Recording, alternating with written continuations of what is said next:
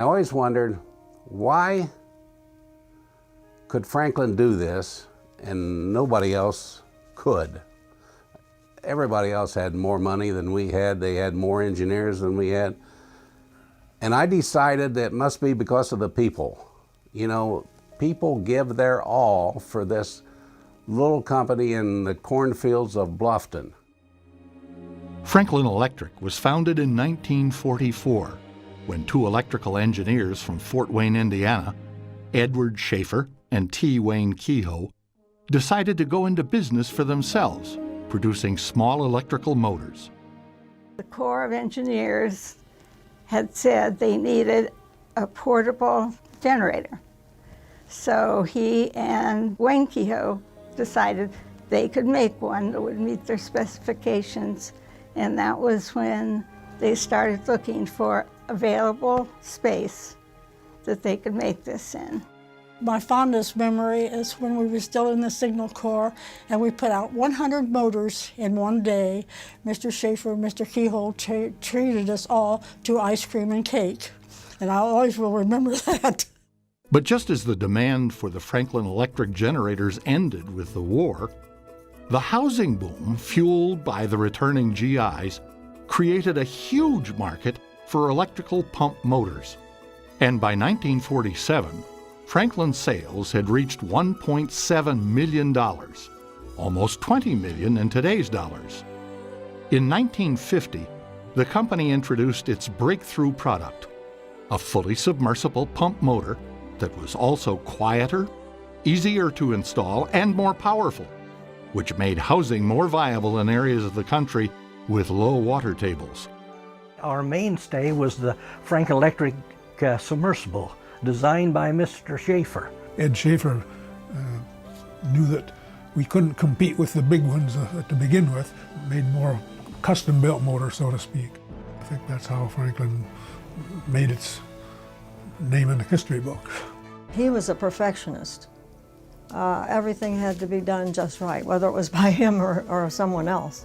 I always thought the 4-inch submersible motor was the goose that laid the golden egg, because we just made bunches of money on it. I mean, it was the best one out there. We tested everybody's submersible motor, and ours was by and large better than anybody, I mean worldwide.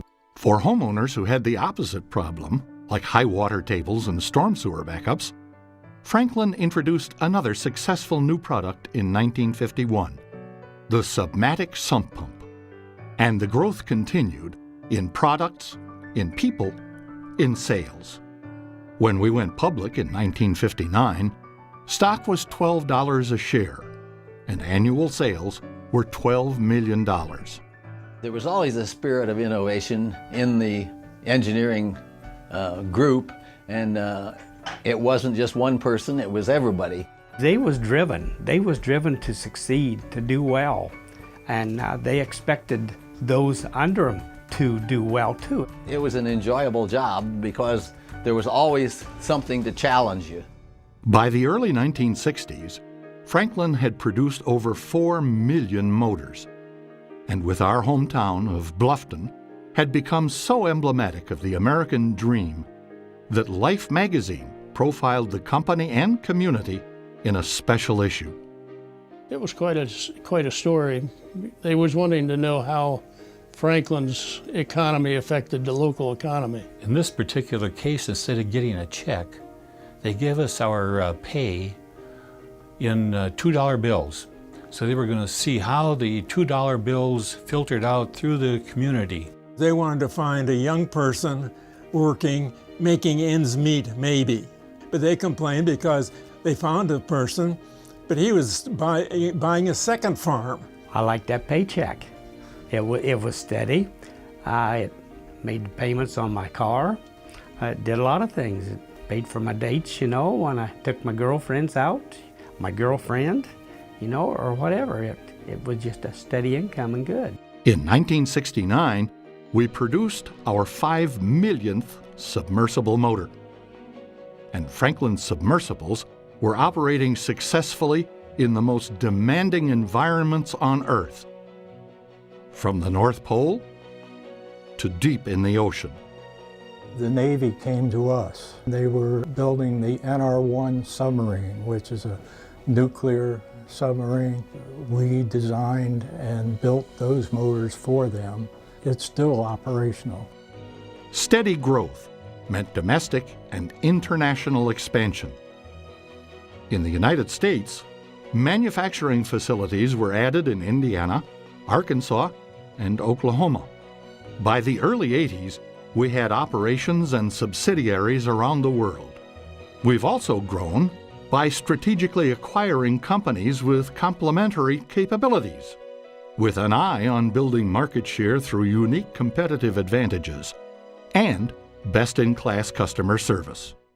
We continually apply and adapt those capabilities for new market segments, like fuel systems, mining, and solar.